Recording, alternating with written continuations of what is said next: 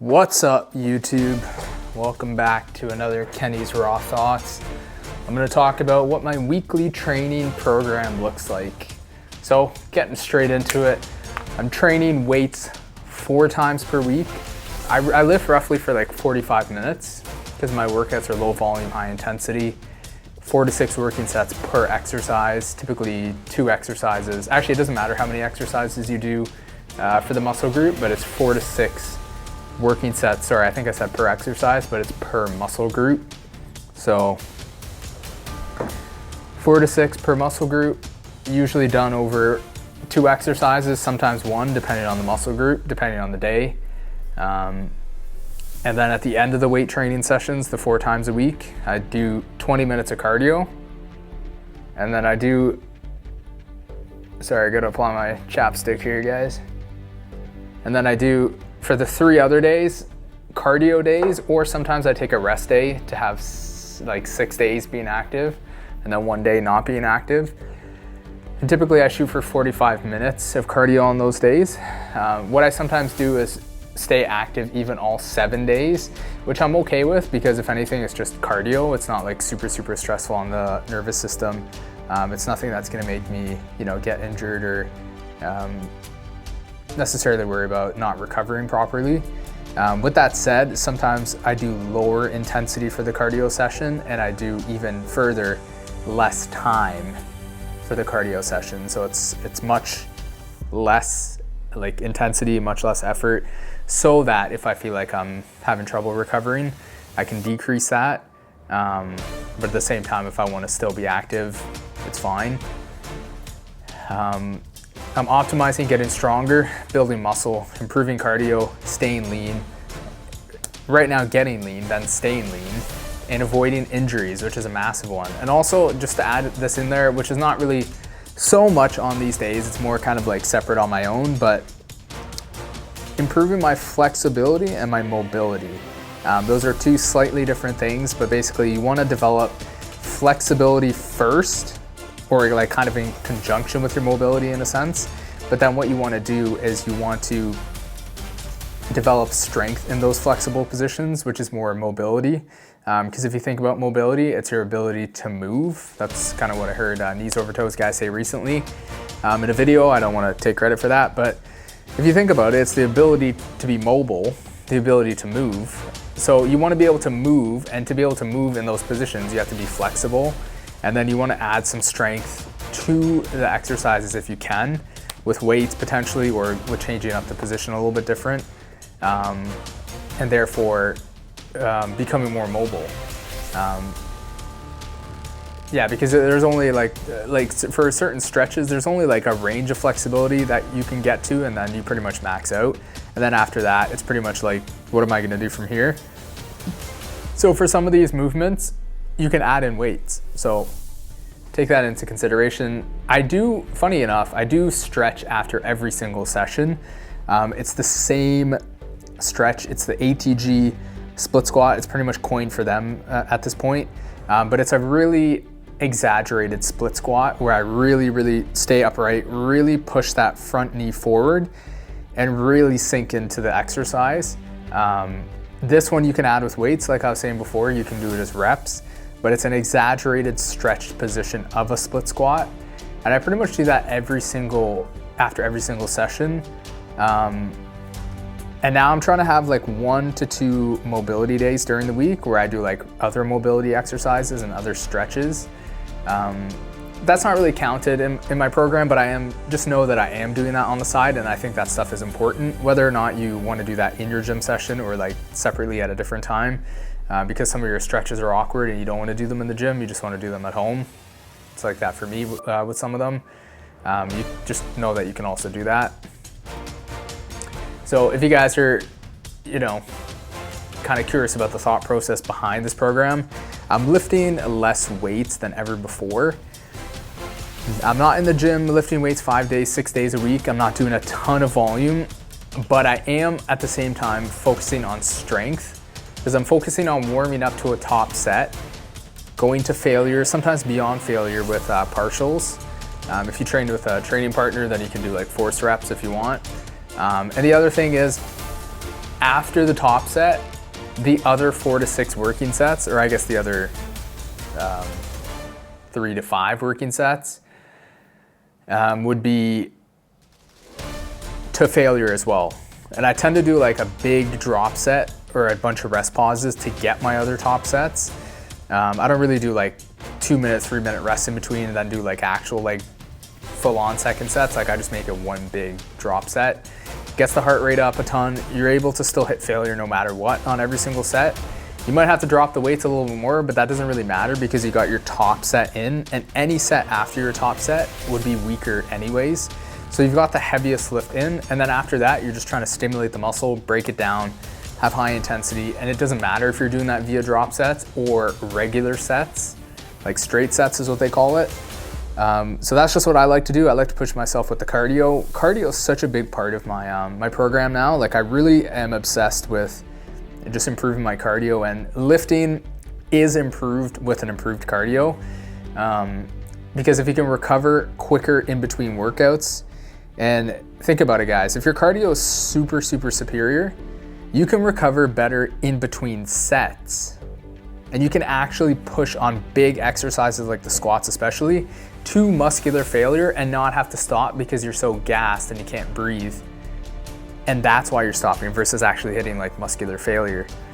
So cardio has a massive place. It also helps you stay leaner and it's healthy. Like lifting weights and being in the gym is not just about looking good, it's also about being healthy. So we need to always keep that in mind. That should be like a cornerstone of why we work out. It's because we want to be healthy. Like that's a super important thing. I'm going to talk a little bit more about cardio at the end, so just keep that in mind, but I'm going to touch on those topics or just those concepts again really quick. But guys, like I was mentioning before, just going with my notes here, 4 to 6 working sets to failure, but I warm up to that top set. Any warm-up sets are not to failure. Top set is the first set to failure. Any working set is to failure, but I need to get that top set.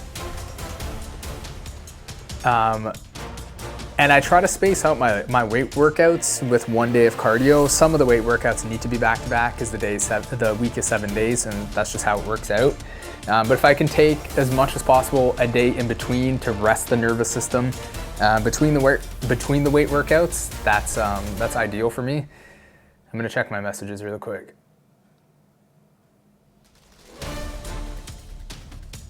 All right, so I'm gonna go through my days. So let's just go through day 1. And I don't have set days that I do my workouts. The way that I do it is I just have a day 1, day 2, day 3, and day 4. And I just cycle through whatever day's next to train, depending on how that week looks. Whatever day is next to train, I just cycle through them. I typically am pretty good with my workouts and I hit this stuff in a weekly cycle. But if I happen to not, and it ended up being that I do all 4 of these workouts mixed in with cardio and rest days in a span of 10 days, then that's just what it was. So that's the flexibility as well as with my program, because life, you don't know what life is gonna look like, and you wanna be able to adapt, guys, because life's gonna change on you in different seasons. And if you can adapt and find a way to win no matter what, with a program, with a mentality, thinking that you just have to cycle through your days, that could be such a key to continue to be successful and to not fall off your, oh, Monday's supposed to be chest day, and now that I missed chest day, everything's all screwed up. And then that mentality can really get you into just forfeiting the whole program altogether rather than just trying to do your best. So just keep that in mind. Be very adaptable. It's a very good trait to have in life. So without further ado, day 1 is back. I'm doing a 1-arm pull down. Then I typically do a hammer curl, a chest supported row, because right now I'm recovering from a lower back injury. And I will typically do half the sets a low row and half the sets a high row. And then 1 week I'll do bicep curls next, or reverse curls. And then that's it. So as you guys can see, it's basically a vertical pulling movement, a horizontal pulling movement, 4 to 6 working sets for each. And then I want to work my brachioradialis and brachialis, and then biceps, and also extra on the forearms. And I'm doing 4 to 6 working sets for the hammer curls, because I consider the hammer curls hitting a different muscle group. and then your bicep curl or your reverse curl is hitting another muscle group, so to speak. So that's another 4 to 6 working sets. So 4 to 6 working sets for the one arm pull downs, for the hammer curls, for the chest supported row, for the bicep or reverse curls, and then 20 minutes of cardio. That's literally it. My back is super sore the next day. I'm making gains. I'm getting stronger every week.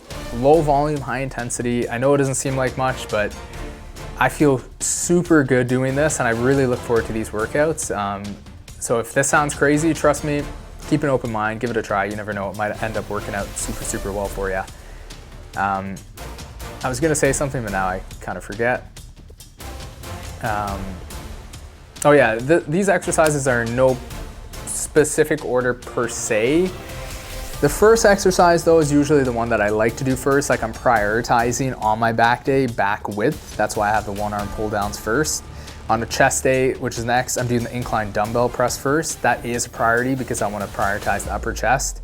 But if a machine is taken and I have to do like a curl after my rows, or vice versa or whatever, like, or I just do the rows at the very end and do all my arm stuff after the lat pull downs, then that's fine too. I'm pretty adaptable, like I said. As much as possible, I try to prioritize what I'm trying to focus on and prioritize my weak points. But like I said, you know, not every workout's gonna look the same. So if things switch up every now and then I'm completely okay with that. So like I said, incline dumbbell press for day 2, chest. It's chest and shoulders really. Then I do dumbbell lateral raises, seated calf raise, and then push-ups. Each exercise, 4 to 6 working sets, except for the push-ups and incline dumbbell press, because that's both targeting the chest. So between those 2 exercises, I'm doing 4 to 6 working sets. Then again, 20 minutes of cardio at the end. Day 3, my leg day, seated ham curl. This one I really like to start with because I find it just warms up the entire leg pretty good. And if you do squats then your hamstring curls, I find that it impacts your hamstring curls. But if you do hamstring curls before squats, the squats aren't affected by the hamstring curls. If anything, they benefit from the hamstring curls because then you kind of warm up your leg a little bit. Hack squat, abductors, so that's the one for the butt where you push away. Machine hip thrust, and then line ham curl. I try to do 2 hamstring curls. I wish I could do a stiff-legged deadlift right now for hamstrings, but I can't because my lower back pain right now, and that's really gonna tweak it. So I try to do 4 to 6 working sets between those 2 hamstring curls because they feel a little bit different. Sometimes I do it on just one of them. And then I do the 2 glute movements, so the abductors, the bad girls, and the machine hip thrusts. So between the 2, 4 to 6 working sets, same thing with hamstring curls. And then the hack squat, 4 to 6 working sets for that single movement because that's targeting the quads. So that's a complete leg workout, guys. Hamstrings, quads, and glutes. And then 20 minutes of cardio. And believe it or not, my legs are like quite a bit sore the next day. So, and it's crazy. I'm PRing and I'm even maintaining strength, not even maintaining strength. Like, my strength is kind of plateaued right now, but I think it's just because you can't PR every single workout. But I've PR'd and I've gotten stronger as I've been dieting, and I'm down 10 pounds and I've been getting stronger. If you're getting stronger, you're gonna be building muscle, especially if you lift in such a way that your muscles are lifting the weight and you're not doing it like solely based off of like momentum or like a powerlifter kind of style where you're actually like controlling the negative and like really like using your muscles to move the weight. If you're getting stronger doing that, it means that you're getting bigger muscles, which are then able to lift more weight. So getting stronger, lifting like this is a really good sign that I'm building muscle while cutting fat. It's absolutely incredible, honestly. I personally can't do this if I do a ton of volume, so it's something to consider. Yeah, I think it really is the answer. Low volume, high intensity. And we're back, and we're looking at day 4 now, guys. So it's my shoulders and triceps day. So if you're wondering, no, as far as variety, the most you're really gonna do is 2 exercises per muscle group per workout. If you feel like having variety, then you can switch it up every week. But I do talk about this later, where I suggest sticking with several exercises, actually not several, but like 1 to 2 exercises that you just try to get super strong on over the course of like a few months. Because if you get super strong on a movement, you're gonna build muscle because you're lifting it in the way to build muscle, like controlling the weights and actually using the range of motion to lift the weights with your muscles and not just using momentum. And then you're able to focus on getting stronger and actually track your strength if you actually stick with the same exercises rather than changing it up all the time. You're not able to get good at a movement as easily, and thereby you might not be building as much muscle as you could, or it's harder to track at least. So anyways, what I like to do strangely with my shoulder days is I like to do a dumbbell press supersetted with a dumbbell front raise. It's crazy because it's a double whammy on the front delts, but one thing I've learned, guys, do not listen to people that tell you that your front delts get enough activation through pressing days, like chest days and stuff like that, such that you don't need to train front delts. It's a complete lie, unless you notice that your front delts are already super developed doing that, which I don't think is many people. Because I had a belief that, oh, I press so much that I don't need to worry about my front delts. And then lo and behold, what do you know? My front delts were lagging. And like, isn't that crazy to have your front delts lag when it's a muscle group that should be like superior? So anyways, I started training my front delts, and then lo and behold, my front delts developed. And then my shoulders have looked so much better since, way bigger, way more 3D. Think about it, one of the 3 heads was underdeveloped. So now that it's developed, my shoulders have gotten so much bigger, and my shoulders look much more complete, much more like 3-dimensional because it looks big from all angles. And like they look 100 times better. So you need to train everything. Obviously, look at and see what your muscle strengths are and realize that you don't need to spend as much time on certain muscle groups. But you do need to train everything, and there's nothing that you should be skipping unless, like I said, you realize that it is super developed. Don't just assume that something is commonly overtrained and therefore you shouldn't train it. You should train everything. Especially a lot of you guys, you should start training your calves. This is a PSA to start training your calves. And then guys, I'd like to do reverse pec deck. And you know what? Today I completely messed up, and instead of doing reverse pec deck, I did side lateral, or not side laterals, because lateral means to the side. So saying side laterals is like another way of saying like side, or like side to side, which I guess is not the worst thing in the world. But I completely forgot. I'm supposed to do reverse pec deck because I do lateral raises on my chest day, but I ended up doing lateral raises again today. So that means I gotta just switch it up for next week and do reverse pec deck on the chest day. But reverse pec deck. Reverse pec deck is 4 to 6 sets. Dumbbell press and the dumbbell front raise both target the front delt, so I'm aiming for 4 to 6 working sets between the two. So I typically do 2 sets since it's a superset. So dumbbell press into the front raise, that's 2 sets. Wrestle a little bit. Same thing again with lighter weights. That's 4 sets. Sometimes I'll do an extra press or an extra just front raise set, or maybe another superset to make it 6 sets, whatever. Depends what I'm feeling for the day. Reverse pec deck targets just the rear delt, so I'm doing 4 to 6 sets there. And then I do cable shrugs with one arm because I can't do barbell shrugs right now because my back hurts too much. So I do that, 4 to 6 working sets, because that's traps, that's a different muscle group. Hopefully you guys are kind of understanding this 4 to 6 working sets thing. It's for the corresponding muscle group. So if it's chest, it's gonna be 4 to 6 sets for that muscle group. Split between 1 to 2 exercises. You kind of get the idea. And then 20 minutes of cardio at the end. So I'm shooting for 3 to 4 days of cardio, like I said. Or sorry, it's not 3 to 4 days, it's 2 to 3 days. I'm thinking the week has 8 days if I'm saying that. But it's shooting for 2 to 3 days of cardio. And I do abs on one of those days. I don't train abs more than once a week because I find that with all the stuff that I'm doing, especially now that I'm running, which is what I'm going to talk about later, it's too much for your abs to recover because you use your abs when you're lifting heavy to stabilize yourself. So if you're overtraining your abs, you're not gonna develop your abs, and then you're gonna lose the stability for the other exercises. So I don't know how some people say that they train abs every day. I train my abs once a week, just like every other muscle group, 4 to 6 sets for that muscle group. Typically I will do like three-ish sets of leg raises to failure, and then I'll do 3 sets of Russian twists to failure. That way I'm working the front of the abs and then the sides, the obliques. You could be technical and say I could do 4 to 6 working sets for each, because that's technically like a different muscle group, but I do 3 and 3. I consider it just like my core.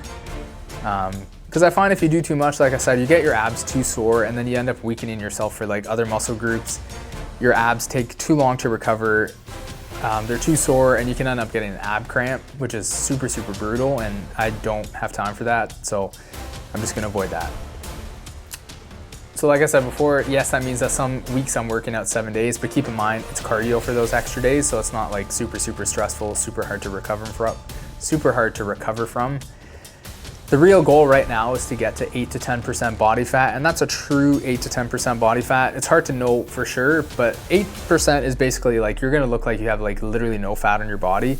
So I'm trying to get super, super lean. I give myself a range because I'm okay with fluctuating. And also, I don't know what I'm gonna feel like at 8%. If I can't maintain that and feel good because of my genetics, because we all have a different set point that we can actually feel comfortable at. If I can't be healthy and have good hormone status and good energy, good sleep, and actually be like happy and healthy and maintain 8% properly, not by sheer willpower, then I'm gonna go a little bit higher and find out what my low level of body fat with optimal performance is. Hopefully it's around that 8 to 10%. Usually that's what it is for most people. Some people can go a little bit lower. Those are very rare people. If you were that type of person, chances are you're already shredded and you've already been shredded all your life and you have a super hard time putting on weight. Basically, if you don't know that it's you already, then it's probably not you. So like I said, get lean is my goal.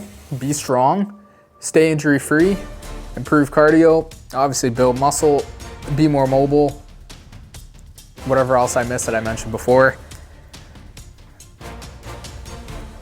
And yeah, so like I said before, I stretch after the cardio. And the thing is, you don't have to make a big deal about it. I just do a little bit of stretching, just that split squat stretch, like 3 to 4 sets after my cardio.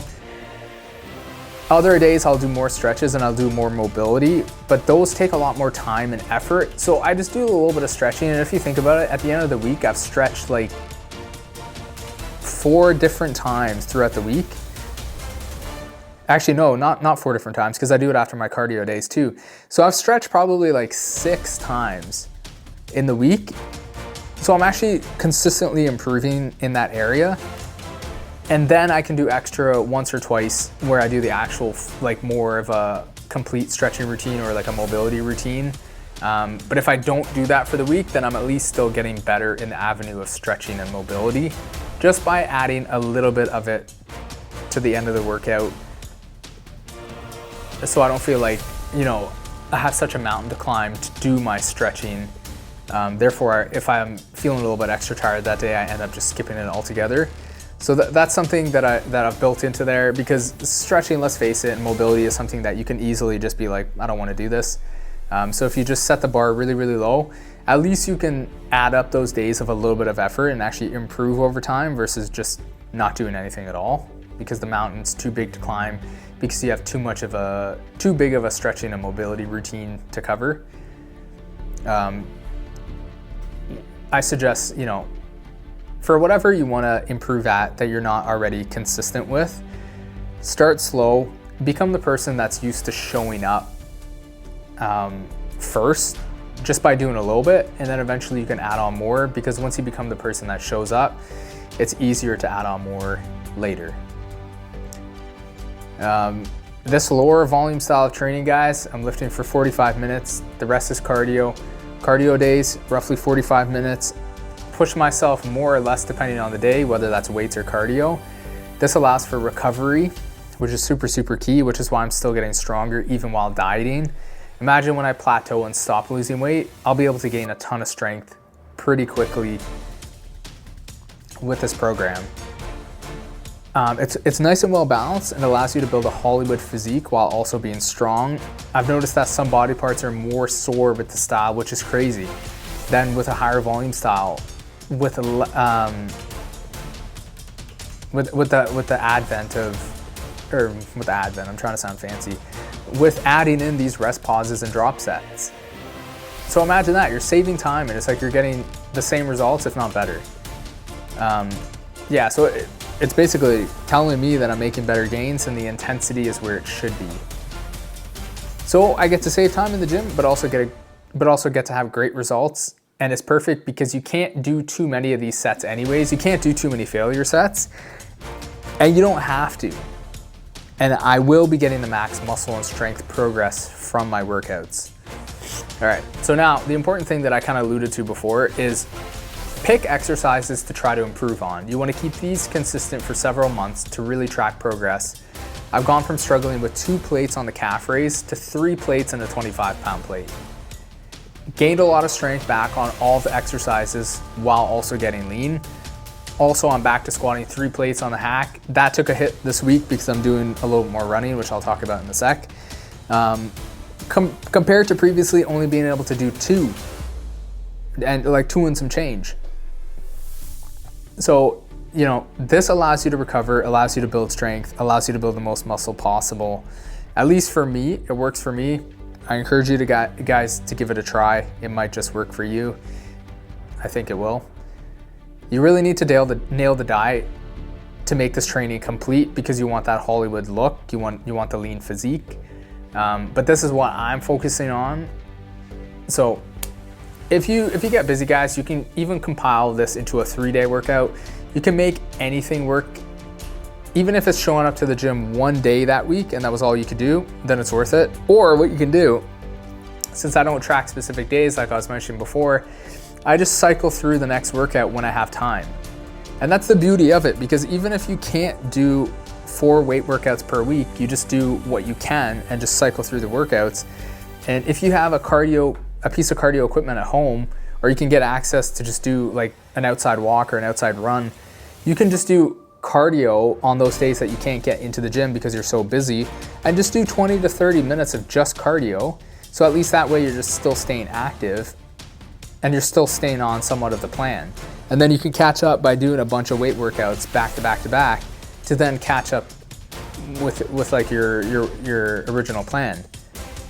So you can really adapt, and I really think that is such a key thing to be able to do.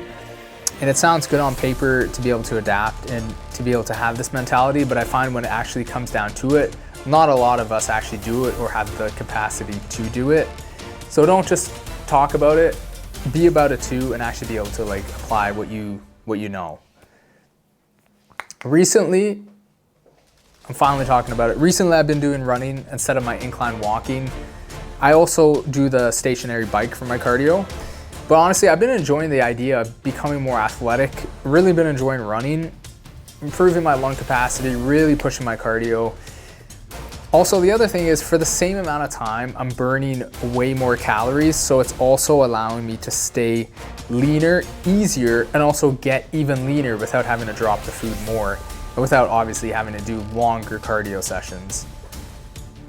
So it's just a moderate run. It's not anything crazy high intensity. Some days you can push yourself more or less, but running will 100% burn way more calories than walking. Like I said, I'm not gonna run every single time. Sometimes I'm gonna walk. I add in that stationary bike as well. Typically after a leg day, I'll do a mixture of walking and stationary bike. I won't really run because it's just, your legs are so sore, it's kind of hard to run properly. But yeah, just make it work. Do what works for you, start slow. If you're a beginner, do what you can, improve over time, get consistent first, do what you can. Over time, you'll be able to, you know, as you fall more in love with this, because it's about enjoying what you do, and the more that you enjoy this and become used to showing up, you can then start changing things up and adding things in and doing more. But you don't want to start with such a mountain to climb, like such an intense program that you are, first of all, not even somebody that's consistent. So you've got such a hard plan to follow and you're not even consistent. It's too big of a mountain to climb. Likely you're going to give up and just give up on working out altogether. And time is going to pass you by and you're not going to make results. And it's going to be another year wasted. So avoid that by starting slow, taking your time, and you will get there eventually. Just know that you will show up, have small wins, add the small wins together. As you change, your workouts can change. Like I said, you can add things in, take things out, make things longer, do whatever you want, push yourself harder, but just focus on showing up. You can add up small numbers and make a big number, but 0 added up as many times as possible is still 0. Hopefully that made sense. And that brings us to the end of the video. I hope you guys enjoyed this one. Another Kenny's Raw Thoughts is over, and I am gonna brainstorm another bunch of topics so I can have some more Kenny's Raw Thoughts for you guys. And if there's anything that you want to hear me talk about, leave it in the comments, leave a like, share this video. Let me know if it helped you. Interact with me. I'm here for you guys. So that's it for me. See you in the next one. Peace.